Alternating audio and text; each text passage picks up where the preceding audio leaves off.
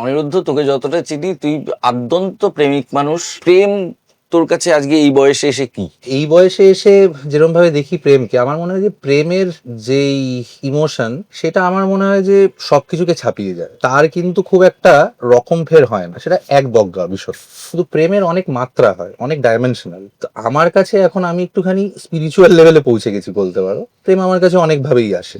আমি যে কাজটা করি, যে কাজের মধ্যে থাকি, সেটাই আমার কাছে কিন্তু এখন একটা অনেক বেশি প্রেমের যোগান দেয়।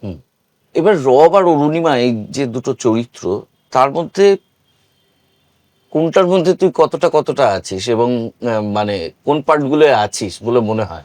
রব যে চরিত্রটা প্লে করছে, আমার মনে হয় যে আম, আহ, সেইটার সাথে আমি আহ, উম, একমত। মানে আমি সেটা অ্যাসপায়ার করি, সেটা আমি নই। হুম। আর অরুণিমা যে চরিত্রটা করছে সেটা আমি, হুম। সেটা হয়তো খুব একটা আমি অ্যাসপায়ার করি না, সেটা আমি হতে চাই না হয়তো, কিন্তু সেটাই আমি। আর রবেরটা আমি হতে চাই। দেখি কেমন ডিরেক্টর হয়েছিস। ওই ক্যামেরার দিকে তাকা আর বল 13ই ফেব্রুয়ারি লাভ.এপিকে দেখতে। আচ্ছা, 13ই ফেব্রুয়ারি লাভ.এপিকে রিলিজ করছে সহজ কথা চ্যানেলে, ইউটিউবে। আপনারা প্লিজ দেখুন, জানাবেন আপনাদের মতামত। ভালো লাগলে তো বলবেনই, খারাপ লাগলেও বলবেন।